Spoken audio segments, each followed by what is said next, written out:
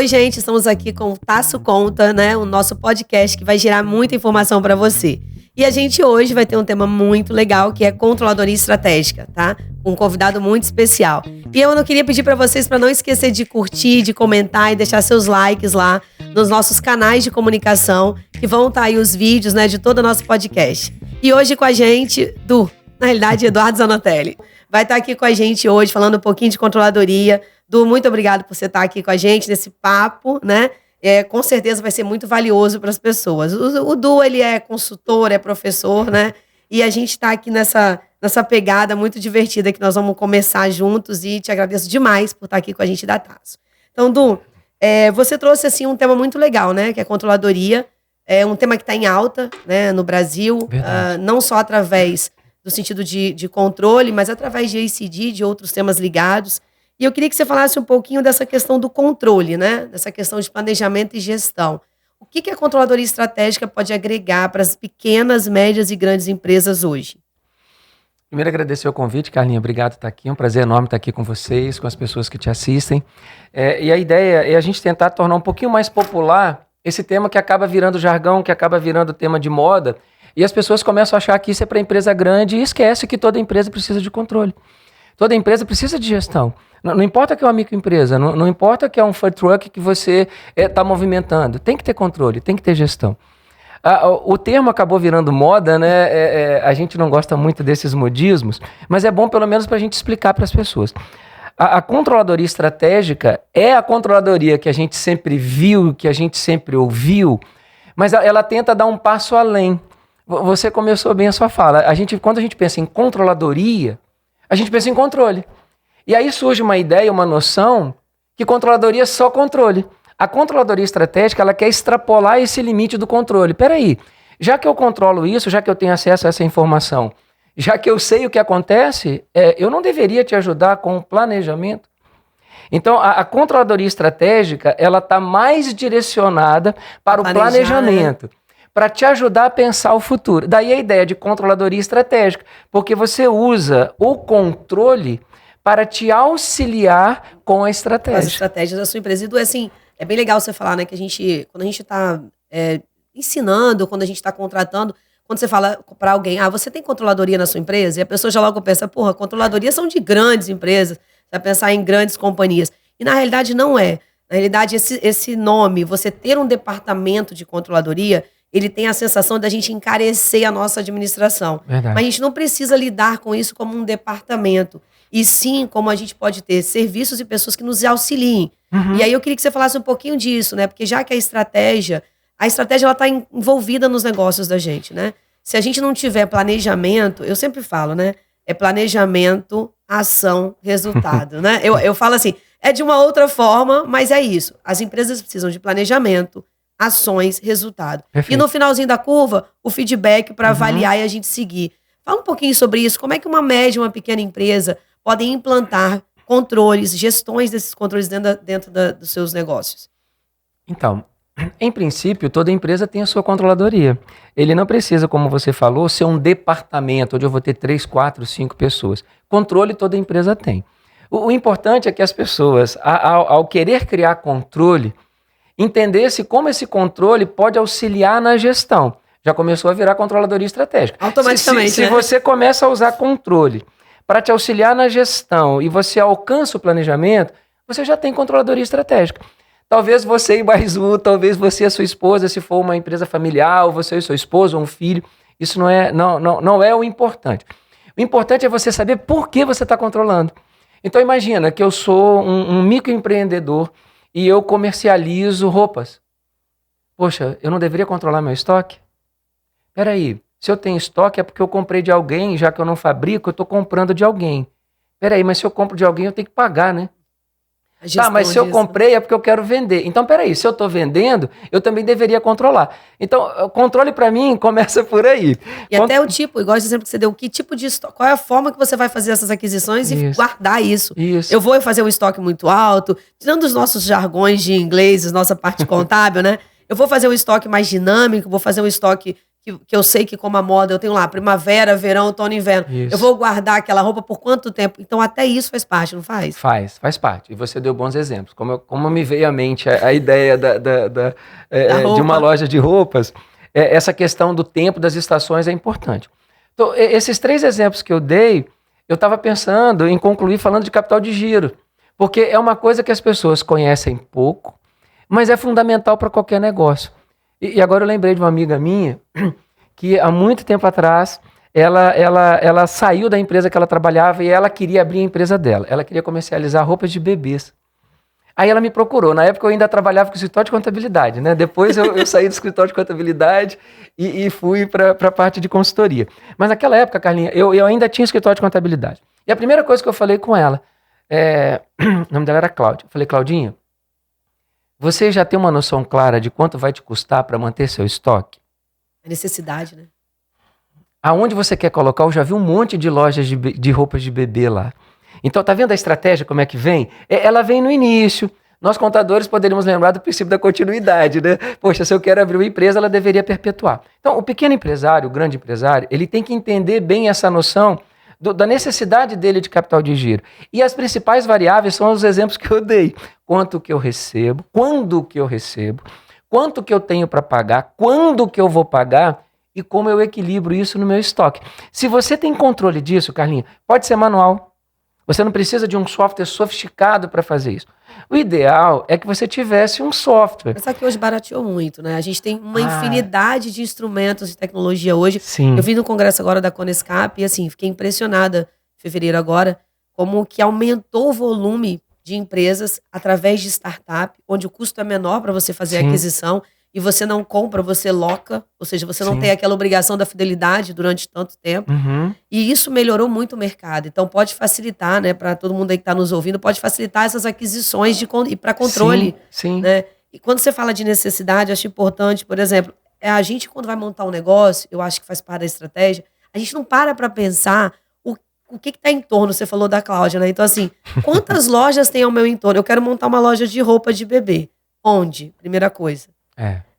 Tem muita moradia onde eu vou montar? Não tem. Isso faz parte da estratégia do negócio. Sim. E que vai virar me permita se eu estiver errada, você me corrija, e que vai virar mais ou menos capital de giro. Por quê? Porque se eu montar um negócio no local errado, eu vou gastar muito recurso para fomentar aquele negócio naquele local, do que se eu montasse no local mais apropriado.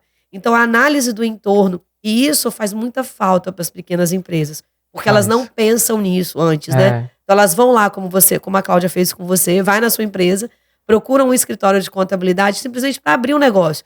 Só que o ponto principal, que é o antes, eu acho que ficou esquecido. Aí, eu quero abrir uma loja de roupa de bebê. Mas o que eu preciso saber, que é a necessidade? Fala um pouquinho disso pra gente, essas necessidades para empreender. Então, o bacana, né, Carlinha, seria que a gente tentasse estabelecer um olhar prévio do que vem pela frente. Foi o que eu provoquei para ela, e agora me veio à mente, usei como exemplo. Meus concorrentes, eu consigo concorrer com essas empresas? No caso dela, tinha empresas grandes, que tinham um preço muito competitivo. Foi por isso que eu provoquei a ela essa reflexão sobre o estoque. E aí você me pergunta de necessidades, né? Não é só a necessidade de capital de giro, são necessidades econômicas, são necessidades de mercado. Eu tenho um entorno que favorece. Ter empresas como a sua perto até ajuda a trazer mais pessoas para ali, desde que você entenda bem como concorrer. Aí volta na controladoria. Que controle eu tenho para me ajudar a entender o meu preço? Que controle eu tenho para ajudar a entender o meu custo? Porque as pessoas esquecem, fixa, né? As pessoas esquecem que para poder estabelecer preço de venda, você deveria ter uma boa compreensão do seu custo. Então, se você quer abrir um negócio, você quer usar a controladoria depois que você abrir esse negócio, você deveria ter controles mínimos, básicos, usando esses softwares ou esses aplicativos que você citou, que são baratos. Alguns são até de graça, até um certo limite de transações. Exatamente. Então, hoje não tem nem desculpa para não controlar isso. Se você consegue mapear isso e ter um acompanhamento mínimo, você tem informação para pensar no seu preço de venda.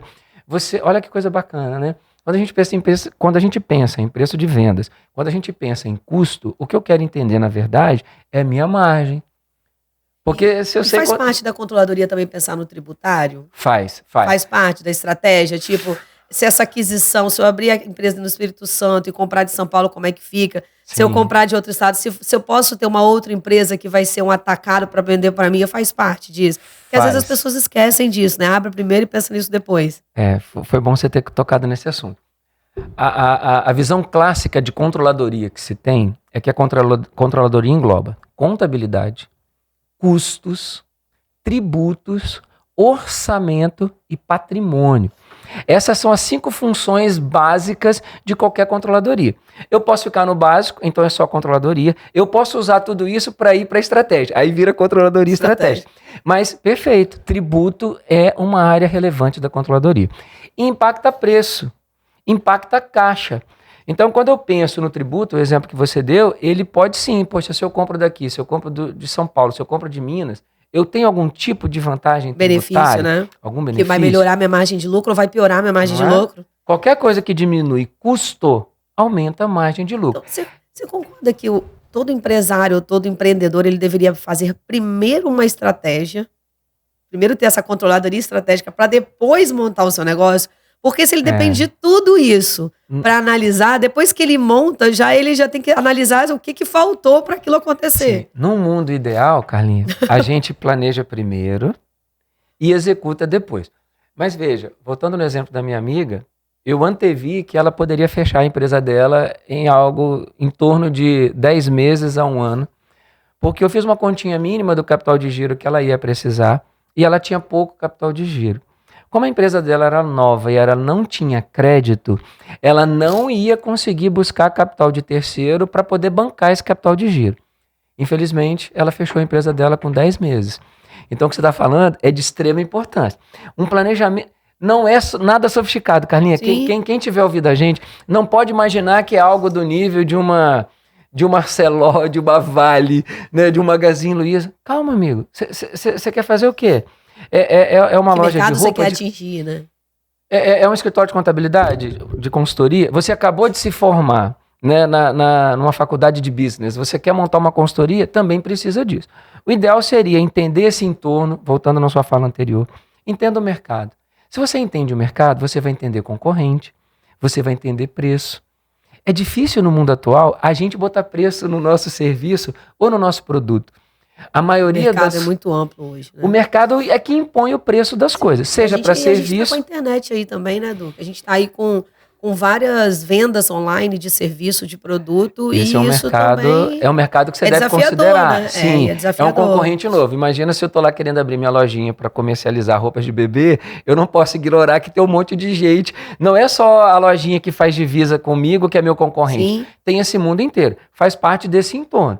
Se a gente está falando de planejamento e defender que o ideal é planejar, primeiro você entende esse mercado. Aí você entende o seguinte: o que eu posso agregar de diferente neste mercado? Porque se eu for entrar igual todo mundo, eu já entro... Eu vou ser mais um. Eu entro em situação de muita concorrência. Se eu tenho algo diferente, e o diferente, Carlinha, não é só preço. As pessoas precisam entender que o preço é importante, mas ele não é tudo. Eu posso estar disposto a pagar um pouquinho mais por um produto que você vende, porque você agrega um serviço para mim. Exatamente. As pessoas entendem isso. E veja, Carlinha, não é só quem tem dinheiro sobrando. Quem tem um salário mais humilde também quer ser bem atendido. Também está disposto a pagar um pouquinho mais. E também quer ter mais conforto em muitas situações. E você veja, hoje, claro, eu imagino que essa situação da Cláudia deve ter pelo menos uns 15 anos. Daí para mais, porque foi quando eu ainda estava no escritório. Por quê? Por que eu estou pensando nesses 15 anos? Porque hoje a gente tem uma facilidade de crédito gigantesca. Verdade. Inclusive, no nosso estado, a gente tem linhas de crédito sem garantia, sem comprovação de renda de 5 mil reais, por exemplo, até 20 mil reais. Hoje em dia então, a gente tem uma linha de crédito gigantesca que podem estar envolvidas no seu planejamento estratégico. Devem estar. E aí, você, além disso, você tem um e-commerce em alto crescimento no nosso país, por causa, claro, das adversidades aí que a gente teve, como a pandemia, como agora, infelizmente, uma guerra. Então, as pessoas realmente, para montar o seu negócio, elas têm que pensar em tudo isso. Sim. E a gente tem um agravante ainda maior, na minha opinião, que foi uma estratégia das grandes empresas, na minha opinião também, e que muita gente desconsidera. Se você pegar uma Americanas.com, ela vende hoje cerveja para entregar na sua casa. Ela não vende só o que ela vendia na loja física, ela vende produtos de supermercado, ela vende produtos de farmácia. Por quê? Porque ela viu que aquilo ali também é um mercado. Sim. E que o cara, ele quer facilidade. Então ela falou assim, não, eu posso entregar o leite na casa dele, mas eu não vendia leite na Americana. Então, você pega a Magazine Luiza, que você falou, ela também começou a vender produtos que não era a linha de produto, apesar que ela é assim. A Trajano é uma revolucionária nessa área, né, de e-commerce. Ela foi a primeira que começou, depois é que veio o resto. E assim, a linha hoje eu vou fazer parceiros. Então, por que não eu vou pensar em criar um negócio ou estrategicamente, me aproveitar de algo já criado e representar aquilo como tem várias oportunidades hoje, né? Então, até nisso, eu acho que a gente tem que pensar em estratégia. A gente não precisa também? Tem, e usando o exemplo que você deu da Americanas e da Magazine Luiza, eles usaram a credibilidade do nome deles para permitir que outros usassem a plataforma deles. Essa ideia do marketplace, né, de você se tornar um lugar onde as pessoas encontram não só o que você vende, mas fornecedores credenciados e validados por você. Esse modelo não é brasileiro, esse modelo foi difundido muito pela Amazon, mas é um modelo que é replicável. E funciona. Se você só precisa construir uma marca forte, sólida, a ponto de que eu confie que a sua seleção do seu fornecedor é suficiente para garantir a entrega do meu produto. Então, eu vou pela confiança do seu nome. A Americana explorou isso, a Magazine Luiza é campeã. Fez parte da estratégia deles para crescer, né? Fez. Estratégia é uma coisa importante. A gente está defendendo aqui que qualquer business deveria partir primeiro de um olhar de longo prazo. Poxa, deixa eu entender o que vai acontecer ou o que pode acontecer. Se você estabelece esse olhar, você vai entender quanto que você precisa investir. Que é por aí que começa também muitas deficiências das pequenas empresas. O Sebrae tem uma pesquisa que eles atualizam a cada 2 ou 3 anos sobre causas de mortalidade das pequenas e médias empresas no Brasil. O pessoal sempre acha que é imposto, né? Porra, todo mundo pensa no imposto, e não é o imposto, entendeu? O tributo, ele é algo relevante, mas ele não quebra empresa. E veja, Carlinha, o Brasil tem uma tributação desleal em que a maior parte do tributo brasileiro, ele incide sobre o consumo e não sobre a renda. Isso quer dizer que a maioria do tributo, ele é transferido para o consumidor. Então, o empresário não tem desculpa de dizer que o tributo é o problema. Agora, numa economia informal como a nossa, ainda é informal. Numa economia que ainda tem muita informalidade, se eu sigo a regra do jogo e outro não segue, aí eu posso até achar que o tributo está me atrapalhando. Por quê? Porque, embora quem paga o tributo seja o consumidor, se eu repasso para o meu preço e o meu vizinho não, o meu concorrente não, isso gera uma certa deslealdade. Então, a gente não pode ser ingênuo aqui em achar que nós estamos num ambiente perfeito de economia e de concorrência, porque não é verdade. Mas se você imaginar que todas as empresas, né, de todos os players de mercado, se eles incorporam tributo nunca vai ser problema. Especialmente porque a tributação maior não é a renda, é o consumo. O PIS, o COFINS, o ICMS, o IPI, o ISS. Então vamos nomear isso. Isso tudo está repassado por preço. Então não é o comerciante que paga, é o consumidor. Mas tem que estar no planejamento. Tem que estar lá no markup dele, né? Tem que estar no markup dele, se ele adota a estrutura de markup, né? Então, a markup já tem a ver com o preço de venda. Para quem é comerciante, para quem trabalha com loja, dá para trabalhar com markup. Por quê? Porque eu estimo o meu preço de venda, eu estimo o meu custo e eu marco a margem que eu quero. O markup é você carregar em cima de um custo a margem que você quer ter. Se você não extrapola o valor de mercado, isso funciona. Quem trabalha com comércio tem muita tabelinha, né? Especialmente para vendedor. Não, mas pode.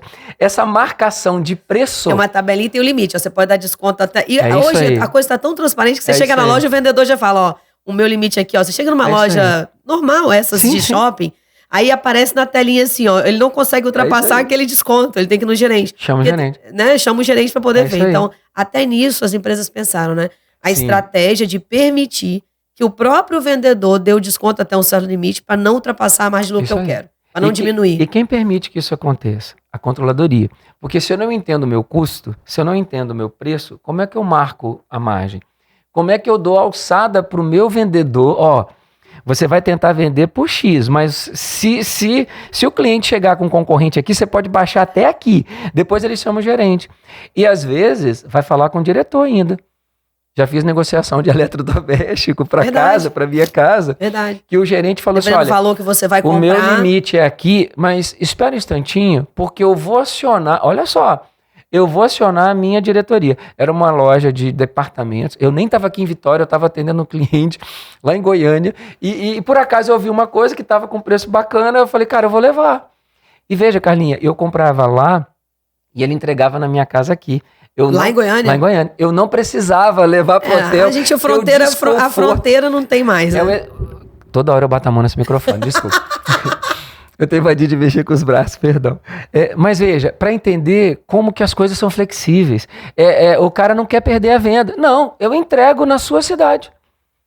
Embora eu estivesse comprando na loja, ele abriu essa telinha que você falou, ó, eu vendedor chego até aqui. Mas você sabe, o gerente mostrou até onde ele ia. Uma coisa interessante, você estava em Goiás e comprou pro cara entregar aqui. É uma loja que tem uma flexibilidade, porque ela vê uma estratégia nisso aí. Sim.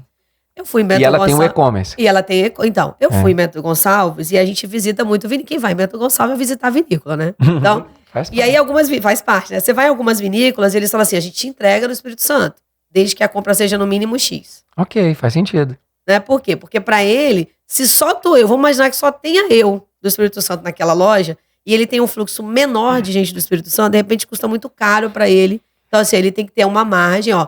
Vale a pena pra mim, de acordo com a minha margem de lucro, quando ela passa de X reais de compra. Aí essa margenzinha pra mim vale a pena e eu banco o frete. Sim. Então, as pessoas que abrem negócios de comércio, que a gente está focando no comércio, elas têm que entender que o custo delas é outras variáveis no planejamento estratégico que quando você presta serviço. Sim. Aí eu vou para a prestação de serviço. Quando a gente presta serviço, igual a gente como consultor, ou advogado, a área de medicina, quando você presta serviço, você não tem a entrega para ir na casa de alguém, você não tem um frete. Né? Você tem custos que você não tem. Hoje em dia, com a tecnologia, você trabalha de casa. Então, como que, estrategicamente, esse cara pode se organizar para continuar com rentável, conseguir vender um produto diferenciado, um serviço diferenciado? Ele também pode colocar isso dentro da controladoria estratégica? Ele pode e deve. Pode ser, talvez, um pouco mais difícil mensurar, porque o serviço, ele é intangível. No exemplo que eu dei, eu peguei a caixa do produto na mão, eu abri, eu olhei. O serviço, ele é intangível. Você não bota numa caixinha para eu levar. Então, a controladoria tem um desafio adicional aí para poder mensurar alguns custos quando a gente fala de serviço. E alguns deles acabam nem sendo registrados, até por questão de norma contábil. Mas é um excelente desafio. O que você tem que pensar, e aí eu estou só manifestando a minha opinião, serviço tem que ter diferencial. Então, para alguém levar algo que eu faço e não o que o meu concorrente faz, ele tem que enxergar no que eu faço um diferencial. Você não acha que está ligado a julgamento? Com certeza, com certeza, sempre. Nossa área, a gente pensa assim, fulano de tal cobra X e eu cobro X. Não é possível, eu estou fazendo uma coisa errada. É porque eu acho que está muito ligado a julgamento e essa percepção de valor. Né? Então, assim, vender a mesma coisa é uma coisa, entregar a mesma coisa é outra. Diferente. A gente pode vender uma consultoria parecida, mas a entrega é diferente. E outra coisa, Carlinhos, quando a gente fala de serviço tem muito a ver com a percepção de valor que a pessoa tem. E a maneira de entregar interfere. A gente pode entregar produtos similares, mas você pode fazer isso com muito mais competência que eu. Você pode fazer isso com muito mais carisma que eu, com muito mais confiança que eu. Isso é importante. É isso que eu falei que é difícil. A controladoria mensurar. Mas ela pode identificar. Agora eu vou usar um termo de mercado. Um driver de valor, né? Um driver de valor é algo que agrega valor a um produto ou a um serviço. Eu posso ter dificuldade de mensurá-lo, mas eu consigo saber que ele existe. Então, em que pese ele não aparecer na minha controladoria como uma linha de custo, para eu saber quanto custa aquilo, porque ele é intangível, eu não consigo chegar mensurar nisso. Essa coisa. Mas eu tenho uma linha, isso agrega valor. Você tem que fazer isso. Você tem que fazer aquilo. Você precisa incorporar isso. Em termos de serviço, às vezes, o prazo de entrega é importante. Você contrata comigo um valuation. Valuation é uma coisa que a gente faz bastante. Além de trabalhar com controladoria, com governança, a gente também trabalha com a parte... Né? Com quanto tempo eu consigo entregar um valuation? Na medida que eu entrego o meu valuation, como é que eu consigo sustentar as minhas premissas de valor? Isso você falou de julgamento. Tem muito julgamento. Muito comum. Julgamento e prazo na área de serviço é um diferencial muito importante. Eu tenho um modelo matemático que auxilia na minha estimativa de valor. Mas se sou eu que estou rodando esse modelo, muito da minha experiência, muito do meu conhecimento, muito da minha análise, ela está incorporada ali. Como é que eu tangibilizo isso para o meu cliente? Isso agrega valor para ele. Que gere confiança para ele de acreditar no dado que eu estou entregando. Exatamente. Valor para serviço tem muito a ver com isso. Com pensando no contador, né? Você deu exemplo de profissional liberal, um advogado, um médico, um dentista. Porque é muito difícil a controladoria ser muito assertiva de cara, né? Ela tem que ter, na minha visão, ela tem que ter um estudo sobre o negócio, formas de trabalho, formas de atuação, experiência, tipo de cliente, mercado que você quer atingir. Tudo isso para mim faz parte da controladoria estratégica. Sim, né? Você está certa. Se eu não entendo o business, primeiro eu tenho que entender esse business. Por isso a gente começou falando que antes de olhar para o business, eu olho para o entorno. Se eu entendo o ambiente econômico, jurídico, tributário, social, ambiental, dependendo do tipo de coisa que você faz. Agora em alta. Você entende isso, aí você vai... Qual é o business que eu vou atuar dentro disso? Aí você mergulha no business.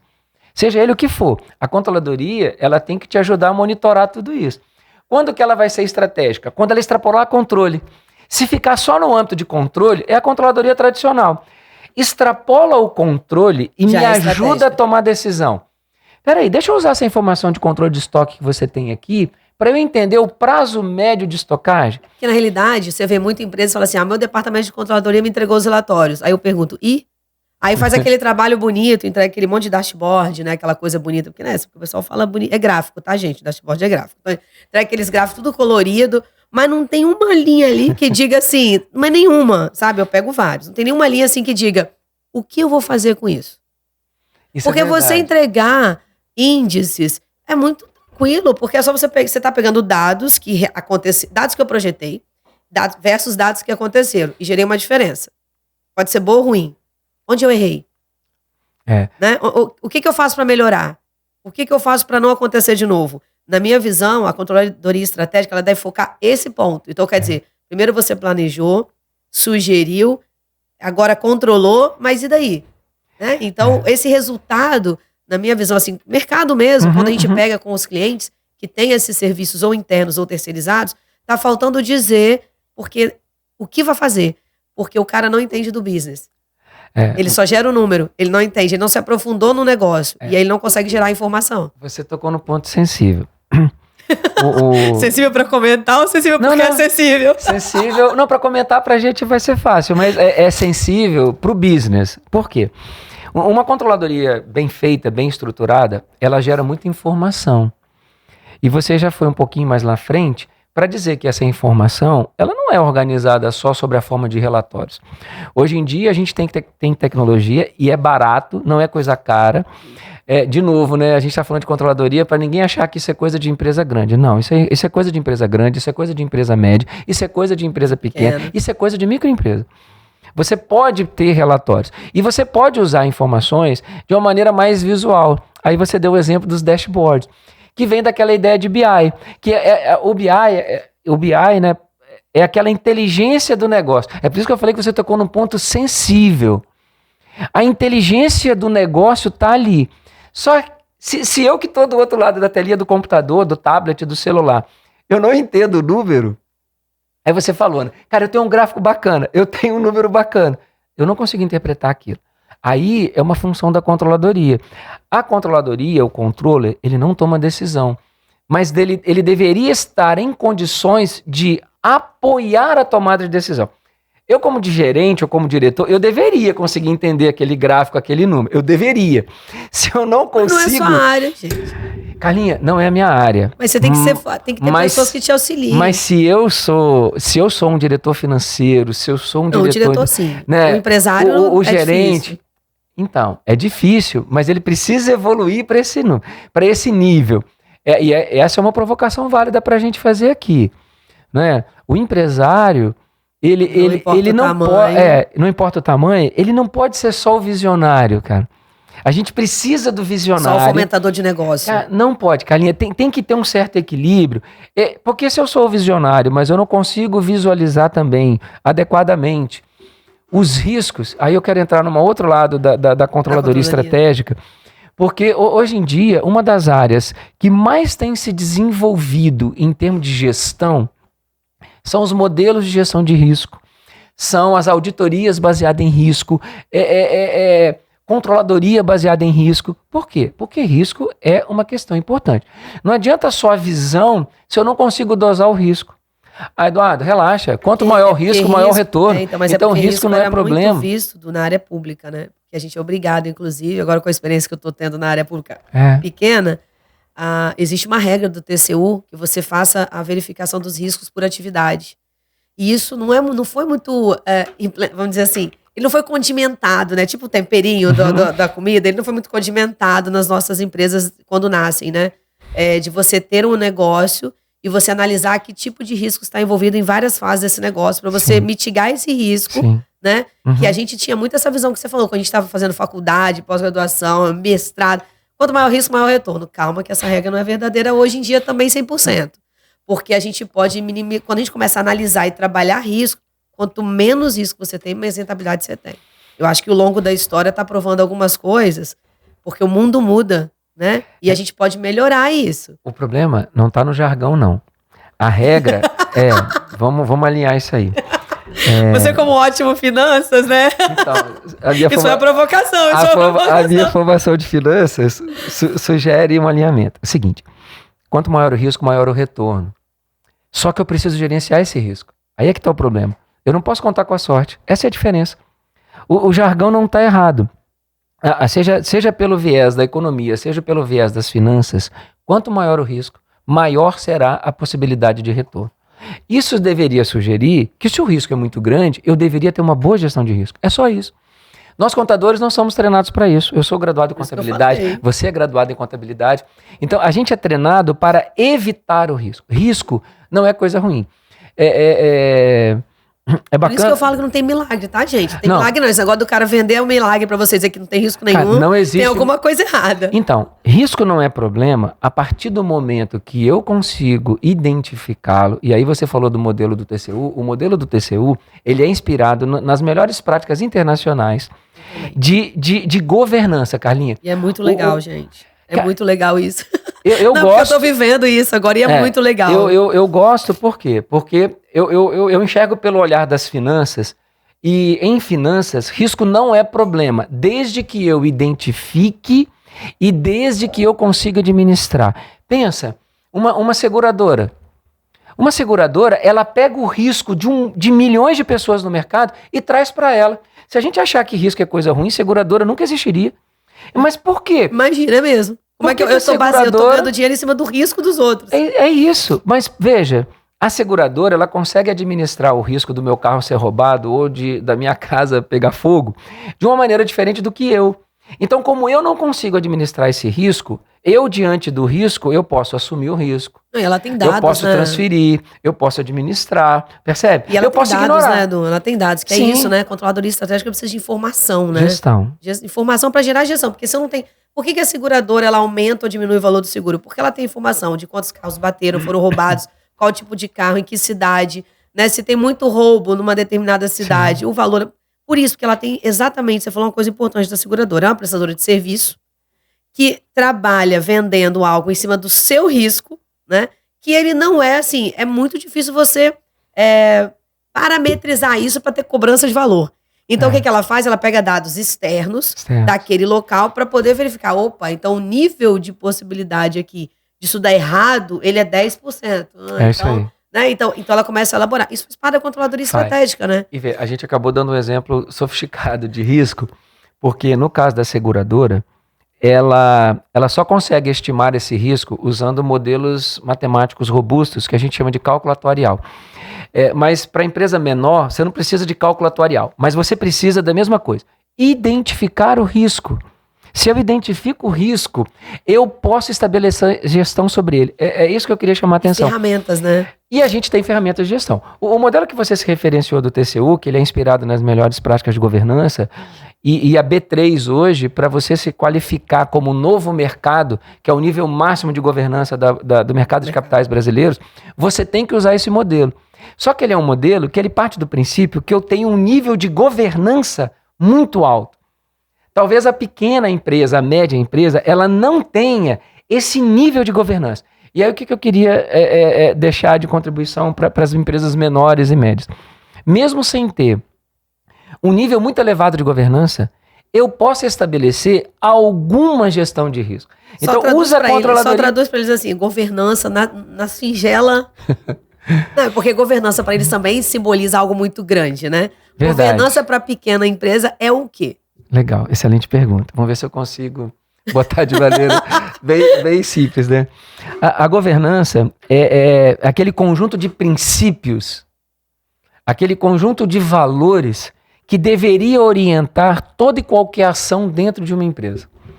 De maneira, assim, extremamente simples é isso. Então, o caráter do dono, e aí pensando na pequena empresa, é ele que vai dar essa bússola moral. A governança, ela tem a ver também com essa questão da bússola moral. Ela é aquela luz, né, que vai estar ali... Ou seja, esse cara que vende tudo por fora e tá fora. Se você tem um modelo de governança que parte... Eu defendo isso, Carlinha. Ele tá fora. Não, eu tô falando assim, de novo, a pimentinha, né? Esse cara que pensa já entrar no mercado fazendo coisa errada, esse cara não tem governança dele. Porque ele não vai conseguir ter um bom modelo de governança. O risco dele é altíssimo. Isso. E veja, Carlinha, usando esse mau exemplo, né, de alguém que quer trabalhar errado, do ponto de vista o mau empresário, do ponto de vista de controladoria, ele teria que ter uma controladoria muito mais robusta. Por quê? Gasta muito mais. Olha, na minha cabeça, Carlinha, eu já tive a oportunidade de fazer essa conta mais de uma vez para empresas diferentes ao longo da minha carreira. Esse custo da governança, de você ter contabilidade paralela, coisa do tipo, algo que a gente abomina e não recomenda em hipótese nenhuma, ele é superior ao custo do tributo ou ao custo da gestão. Mas existe uma falsa impressão na cabeça do brasileiro que ele está levando uma vantagem. Isso está mudando. Isso tem mudado, isso tem melhorado. Os negócios estão acabando mais rápido quando eles entram nessa seara, porque os nossos órgãos fiscalizadores estão muito mais eficientes. Graças a Deus, o nosso mercado contábil também tem exigido mais seriedade, né, das coisas, e isso é bom, porque o risco para o contador é alto. E o mercado jurídico também, porque ele tem grande interferência nisso. Isso tudo vai ao encontro de tudo que você está falando, né? E aí, Du, eu queria te fazer assim, para a gente entrar nos moldes assim, práticos da coisa, quais são as ferramentas que as pequenas, eu queria nas pequenas primeiro, e depois a gente chegasse até as grandes, quais são as ferramentas que a gente teria para esse controle dentro da empresa, né? Claro, dentro daquele arcabouço legal, daquele conceito todo, que um pequeno empresário, primeiro a gente separar o pequeno e o médio empresário, que ferramentas ele tem, e depois aí os grandes, né? Que ferramentas ele tem para poder atingir a controladoria estratégica, monitorar, né, e fazer a gestão dela bem feita. Eu vou voltar no exemplo inicial que eu dei, porque dali dá para estruturar as coisas. Se a gente pensa... Roupa? Não. Da roupa, do seguro, do food truck. Do quanto eu tenho para receber, do quanto eu tenho para pagar, e se eu sou indústria ou comércio, como é que eu gerencio o meu estoque? Porque o que a gente precisa controlar é a minha atividade. Se a minha atividade eu compro e vendo alguma coisa, então eu tenho que controlar estoque. Tá, mas lembra que se eu compro estoque para revender, eu estou comprando de alguém, eu tenho algo para pagar. Então a gente tem que pensar em ferramentas que nos ajudem a controlar os aspectos financeiros envolvidos, contas a receber, contas a pagar e o meu movimento financeiro. Então, tesouraria.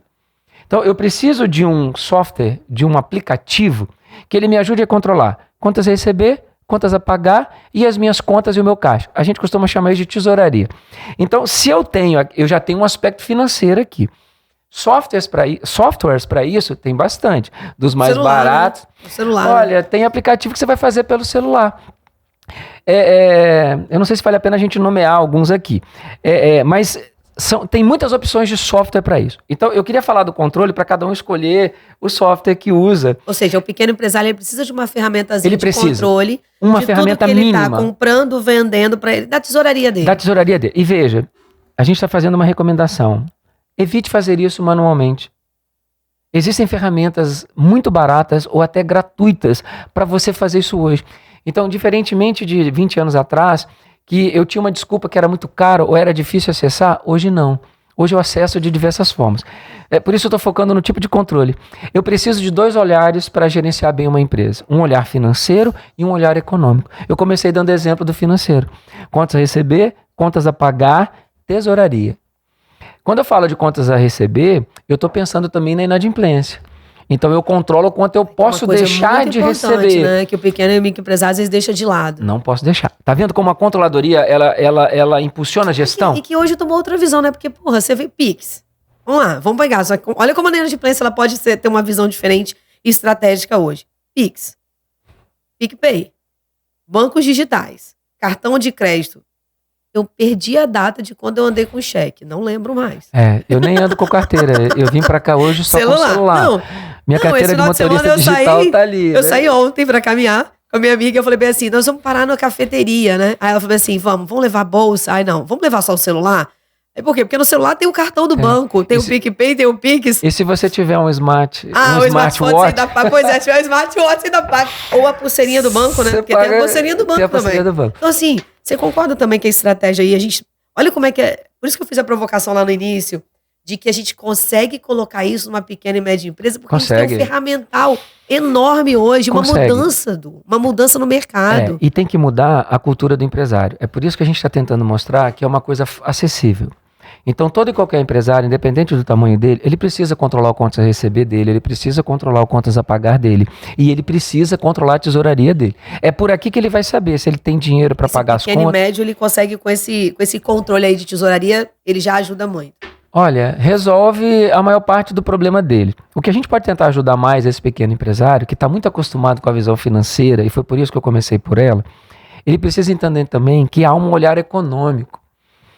O financeiro, ele costuma ser reflexo do econômico. Se eu tenho boas margens, então eu vendo com lucro, esse lucro vai aparecer como saldo de caixa disponível lá na frente, quando eu receber, se eu dei prazo para receber. Se eu recebi pelo Pix, pagamento imediato, inadimplência não existe. Se eu recebi pelo PicPay, pagamento imediato, inadimplência não existe. Se eu vendi no cartão de crédito, eu diminuo o risco, porque a administradora do cartão... Eu diminuo a mais, tá vendo? Então, não é só o financeiro. Sim. A provocação para o pequeno e também para o grande. Não imagine que a sua empresa se administra só com o financeiro. Há um olhar econômico. Só para vocês entenderem, gente, o que ele está dizendo é que a modalidade de receber é um aspecto econômico. Ela nasce com um aspecto econômico que vai ter o seu reflexo financeiro. Então, eu comecei dando exemplo do controle financeiro para terminar com o econômico. Então, bacana, você enxerga seu contas a receber, seu contas a pagar, sua tesouraria. Show. Se você é comércio, você tem que olhar para o seu estoque também. Aí eu vou para o outro lado. Prospecto econômico. Eu dou lucro ou dou prejuízo? Eu olho a minha demonstração de resultados, e aí eu não estou nem pensando numa demonstração formal contábil. Tá, Carlinhos? É a que eu prefiro, tá? E não porque eu sou contador. A DRE que a contabilidade elabora, ela contempla todos os aspectos relevantes para você avaliar economicamente o seu negócio, seja ele qual for. Aqueles que ainda não realizaram, mas que vão realizar. Eu posso projetar isso. A gente está falando de controladoria estratégica, então eu tenho que antecipar as coisas. Eu posso fazer uma DRE projetada. Talvez seja uma realidade ainda um pouco distante do pequeno empresário. Então, olhando para esse pequeno empresário, ele pega pelo menos o realizado dele.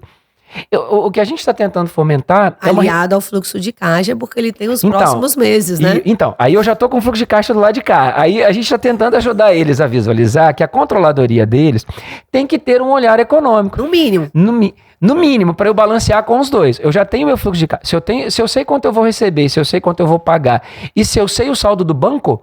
Eu já tenho meu fluxo de caixa. Eu já sei quanto que eu precisar. Aí eu tenho o controle de estoque, porque eu sei quanto que eu precisar comprar. Então, quer dizer, gente, tá vendo? Uma coisa ali a outra, né? Eu consigo planejar. Foi por isso que eu falei do estoque médio. Se eu tenho meu estoque médio, eu sei quando eu devo precisar da próxima compra. Não precisa de muita coisa, né? Agora, já uma média para grande empresa, aí a gente vai falar de BSC, já vamos falar de curva BC, aí já é outra coisa. É outra coisa, mas você pode aplicar um Balance Scorecard, que você abreviou como BSC, na pequena. Eu só preciso ter um certo nível de controle que me permita identificar a minha estratégia a tal ponto que eu consiga estabelecer indicadores para monitorar isso. O que são os scorecards, né, do Balance Scorecard? São metas. Em outros modelos a gente chamaria de KPI. São os indicadores chaves de desempenho.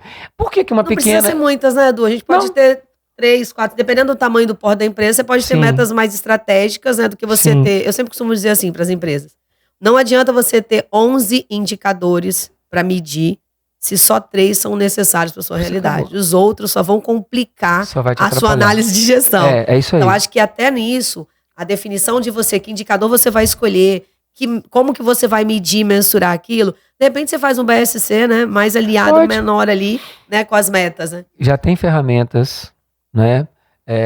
O Trusher, eu sei que é um que faz, mas existem outras ferramentas que fazem para você. Se você imputar as suas metas, as suas Vai gerar? ele gera os cards e ele te ajuda a controlar. Você baixa na internet isso. Você faz uma assinatura. Isso não é caro.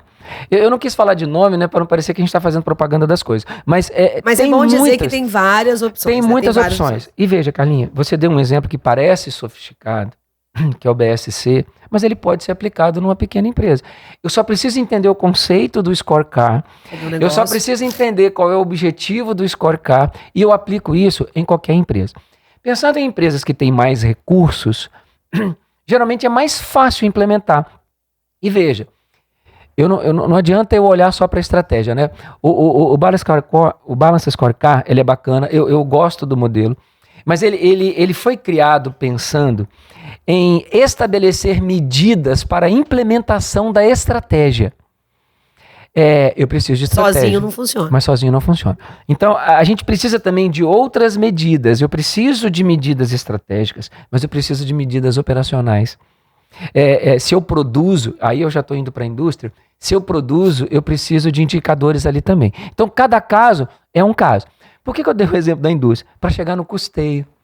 Você deu um exemplo super bacana, que sim, as empresas maiores tendem a usar mais o BSC. Eu tentei sustentar que as pequenas também podem. Se tiver uma profissional igual você, que entende o conceito e entender o business da empresa, se eu tenho controles mínimos, dá para fazer. E não vai ser caro, porque é proporcional. É proporcional ao tamanho da empresa, ao desafio dela. Olha, gente, esse Tasso Conta já fica a dica aí para vocês, contadores, que vão nos ouvir aí, que estão nos ouvindo, que já é uma nova forma de prestação de serviço. Na minha cabeça, Carlinha, é assim, e a gente tem vivido isso ao longo dos anos, e a gente tem feito isso para pequena, né? Para média, para grande. O conceito, ele ajuda qualquer um. Agora, eu tenho que ter um mínimo de controle. É por isso que você não faz isso em qualquer empresa. Porque se você não tem primeiro um mínimo de controle, não vai ter BSC, ou aonde eu quero chegar para dar o exemplo também, são as metodologias de custeio. Quais são as metodologias de custeio mais usadas por aí afora? A mais comum no Brasil é o custeio por absorção. Sim. Não vai dar tempo aqui da gente explicar cada conceito desse, mas é só para ilustrar que a controladoria estratégica, ela vai sair do mais básico, que é o custeio por absorção, e ela vai chegar talvez num nível mais avançado, que seria o custeio por atividade. A controladoria estratégica, ela provoca uma reflexão e estabelece limites para esses modelos. O absorção é muito bacana para você entender o que rolou na sua produção, mas eu não consigo avaliar a margem. Poxa, eu consigo calcular ponto de equilíbrio? Poxa, eu consigo calcular a margem de contribuição? Consegue, mas não no custeio por absorção. Eu preciso ter uma outra metodologia, que é o que a gente chama de custeio direto ou custeio variável. Se você traz um custeio direto ou custeio variável, você calcula a margem de contribuição. Poxa, Eduardo, quando você falou de ponto de equilíbrio, você quis dizer aquele momento em que eu entendo exatamente quando eu começo a dar lucro? Sim, é isso que eu falei. E veja, não é importante só para você entender a partir de qual ponto você começa a ter lucro. É para você entender a quantidade de custo que você tem que ter para chegar naquele ponto. As pessoas ignoram isso. Porque elas acham que é só a receita, né? As pessoas ignoram isso com uma frequência que é assustador. E Carlinha, eu não estou falando de algo complexo. Eu só estou falando de um modelo de custeio alternativo que pode funcionar junto com o custeio por absorção. Então, antes de querer chegar num ABC, que é o custeio por atividades, cara, começa com custeio variável, estabeleça... Começa a estipular algo que você consegue de pronto, assim, enxergar, né? Que está na sua frente ali, de repente você não está conseguindo mensurar ou até identificar, porque a área que eu trabalho, né, que é construtora, todo mundo conhece, para eu fechar hoje a contabilidade, eu preciso saber a identificação dos custos corretos. Sim. Então, minha primeira dificuldade é com a engenharia. Porque para a engenharia, o custo é uma coisa e para a contabilidade, o custo é um pouco mais amplo. Mas para a engenharia, existe um outro departamento acima da engenharia, que é o de produto, que pode ter outros nomes em várias empresas, que ali o custo ele é também mais amplo. Então, falta a gente alinhar os entendimentos. Porque esse alinhamento ele tem que ser provido pelo conhecimento da atividade, a necessidade da informação e a margem que você vai calcular, porque o meu cliente tem a sensação de que ele está com lucro muito acima e na verdade ele não está. Por quê? E outra, só para um detalhe, né? Gente, esse assunto ele é gigante, né? Mas assim, só um detalhe, muitas empresas trabalham com remuneração variável em cima do resultado direto da produção. Porque eu não tenho muito a ver com que se o meu empresário, o meu gestor está lá gastando muito no administrativo, aumentando a despesa fixa. Então, se eu não identifico corretamente esse custo, seja fixo ou variável, eu posso estar contribuindo mais com uma remuneração variável que pode estar erroneamente quantificada. Pode. Então, por isso que é importante, e eu defendo muito isso, que o contador entenda a atividade do cliente dele para ele poder contribuir para esses aspectos. Para enxergar em governança, chegar em planejamento, chegar em gestão, chegar em estratégia. Porque se eu não entendo, eu também não classifico corretamente, os meus relatórios contábeis perdem valor porque eles vão ser muito diferentes dos gerenciais. Sim. Entendeu? Então eu vou usar isso para quê? Então o que a gente precisa tomar um pouquinho de lição disso? Que eu consigo trazer minha contabilidade muito próximo da realidade estratégica da empresa, que é uma realidade que está vinculada à econômica e financeira, quando eu torno a contabilidade a visão real do que é o negócio. E eu tenho ferramentas contábeis para isso, você falou um pouquinho atrás agora. Então, assim, eu acho que é importante as pessoas entenderem que a gente pode simplificar os entendimentos, deixando os nossos jargões de lado, né? E trazendo para a realidade, desde o pequenininho, como a gente falou, até o grande. Lembrando que o grande ele tem uma forma de apresentar e visualizar isso diferente do menor. Mas a estrutura ela é a mesma. Os números são muito diferentes, mas as ferramentas podem ser as mesmas. Então, foi bom esse papo aqui nesse Taço Conta, gente. Nosso Taço Conta tem muitas novidades. Esse microfone douradinho aqui, eu fico só olhando, eu não sei como eu olho pra você, olha o microfone. Mas foi bom, eu vou querer uma foto depois de você do lado desse microfone amarelinho, porque eu vou ter que divulgar ela, tá? Tá bom. Com o microfone dourado, microfone de ouro. Mas foi ótimo, eu achei assim muito legal a gente conversar um pouco sobre isso. Espero ter você aqui mais vezes, né? Assim, no nosso Taço Conta, gerando informação para as pessoas, né? E dizer para elas que a gente pode, sim, gerar conhecimento. Esse é o objetivo nosso, né, Edu? Pode. Eu já vi empresas pequenas, Carlinha, que tem BI. Porque são ferramentas gratuitas. Se você organiza minimamente, lembra, começa pelo controle. Define o que é importante para você, controla o mínimo que você precisa. Esse mínimo já permite você ter informações. O BI não é nada sofisticado. É um painelzinho onde você enxerga de maneira simples, direta, evitando o jargão, aquelas informações que são mais importantes para você. Exatamente. Simples assim, cara. Se isso ficou pro pessoal, já valeu a pena o bate-papo né? E a reflexão para eles. Com certeza valeu a pena. Du, muito obrigada, tá? Por você estar aqui com a gente. E aguardo você aí na próxima. Será um prazer. Até a próxima. Não esqueçam de deixar lá as likes e comentários e curtir as nossas páginas, né? E as nossas redes sociais.